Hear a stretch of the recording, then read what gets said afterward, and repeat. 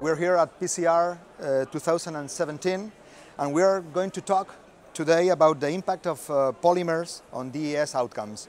I am José Diaz, and I'm an interventional cardiologist from the south of Spain, and I have the pleasure to be joined together by two experts in this subject, who are, first of all, Richard Rapoza, who is a divisional vice president for Abbott in bioabsorbable technology, and Dr. Tullio Palmerini from the University of Bologna, an expert, apart from interventional cardiology, in clinical studies. So, if we want to start with the right foot to put everything in context, Richard, what is a polymer, and why do we need a polymer for in DES? Okay. Polymers are long chains of molecules that are put together in repetitive ways to get something that can hold together and be a good solid or a good liquid that you can play with processing. They're primarily used in DES to control the amount and release rate of drug so that you can attenuate the drug dosage according to the biological process. And more importantly, they're there and selected on the basis of a permanent quiescence of biocompatibility, so that once they do their job releasing drug, they don't become a problem in and of themselves. So those are the two main criteria and reasons for polymers. So would you say, I'm sure you would say it is not, but are all the polymers alike? No. The world of polymers is immense, and you can vary properties substantially. But they do differentiate themselves in the way they interact with proteins and with cells in many different ways. Assuming that they're stable, that they do not decompose in the body, they will have a certain level of interaction, largely depending on their surface chemistry, that could differ widely between one polymer and another. And how can we measure the importance of a polymer from an in vitro perspective? What can you tell us about studies comparing polymers or seeing their thrombogenicity or whatever you think is important for us Certainly. to know? In a very controlled way, you can create either coupons or devices or flow loops or things that you can expose polymer surfaces to either plasma rich in platelets, for example, or whole blood. You can label those platelets or label the fibrinogen, for example, and monitor where it goes and how much attaches. The second thing you should do is understand why you see those different patterns in different polymers based on the surface chemistry and in the interaction with individual specific components of blood. But there is many ways and many results that have shown, for example, that certain polymers can be quite thrombogenic because they adhere lots of thrombotic proteins. There are others that reject adhesion of proteins, or yet again, there's the third category that can actually attract specific proteins like albumin, and albumin will serve as a passivation layer, if you will, to prevent the adhesion of platelets. Last question for you. I give you 20 seconds. XIENCE is a very safe stent. It has a fluoropolymer, right?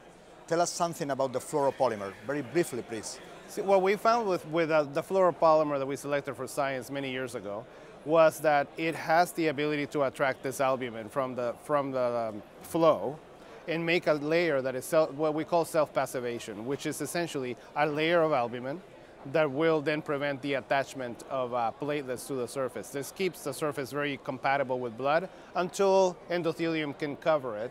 And thereafter, you're depending on the biology of the new layer and the neointima to keep the implant area free of thrombus.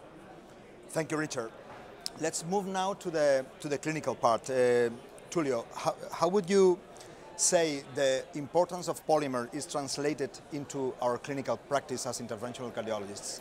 I think that in this field there is a great consistency between basic science and clinical data, because now we have many clinical data coming from observational studies, randomized trial, and many meta-analyses that tells us that these thromboresistant properties of the fluoropolymer translate in making the stent better. So we have many safer. We have many evidence which tell us that the XIENCE stent is associated with lower rates of stent thrombosis as compared to first-generation drug-eluting stent, some second-generation drug-eluting stent, at least at 1 year, and even bare metal stent.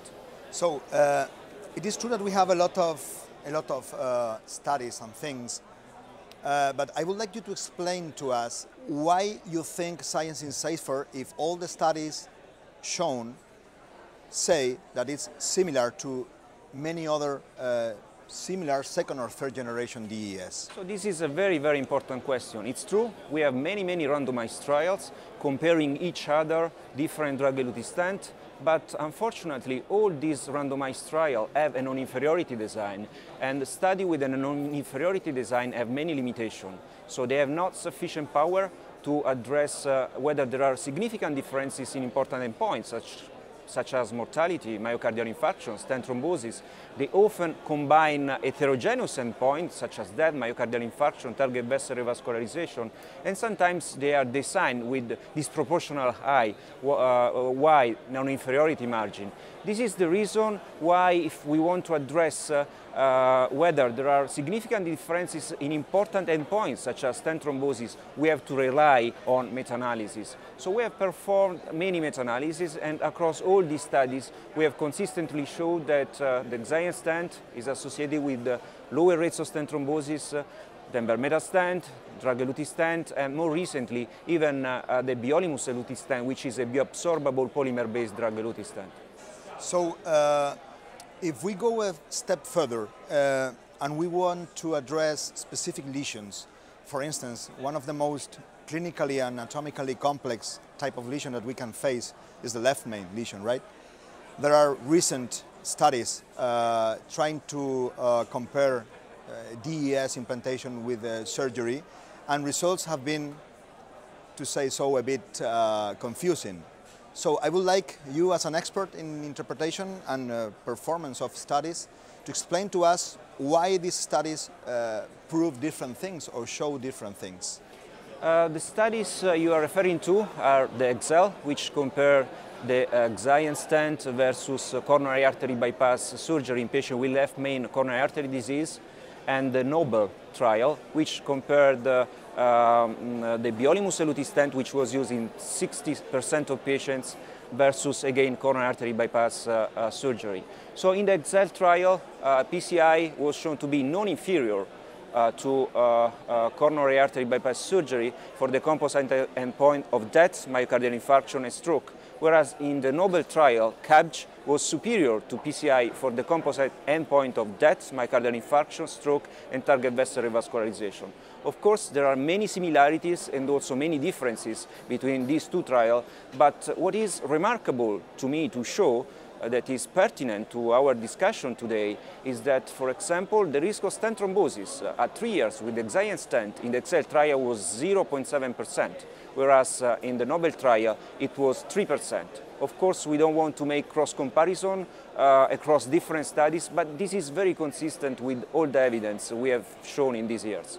So if we follow your argument to the end, if some stent has a safer polymer or the mix of all things, the rate of stent thrombosis should be stable throughout all studies. In your research, have you found that specifically with science? Absolutely. I mean, all the studies have been consistent in showing very low rates of stent thrombosis, and this was across all the spectrum of coronary artery disease.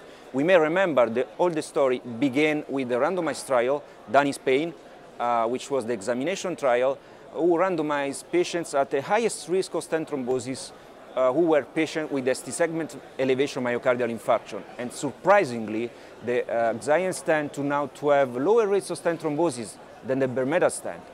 I was the first to be skeptical about that result because it was not the primary endpoint of the study, so the study was not powered to determine differences in stent thrombosis. And then, at that time, I couldn't look at the biological plausibility of that finding. But then all the meta-analysis and all the studies that have come after the examination trial have confirmed that initial finding. Thank you very much to both of you. I would like to conclude this small short session by trying and summarizing the main conclusions. Richard have explained to us a little bit what a polymer is. It's something that we need to regulate the amount of drug that is released, more or less. We need it to be very safe. We need it to be even safer, if possible, than the pure bare metal. That's the first part of the talk. He also talked to us about the importance of in vitro studies showing which polymers are less thrombogenic compared to others. And then Dr. Tullio Palmerini has brilliantly explained to us how these differences in polymers are translated into clinical practice in not only in direct studies but also in meta-analysis. He's an expert in this type of thing, showing that probably XIENCE is one of the most stable stents, DES, proving a very stable also rate of low stent thrombosis. I would like to conclude the session with a phrase that I've heard from him several times, saying that not all DES are created equal. Thank you very much and see you soon.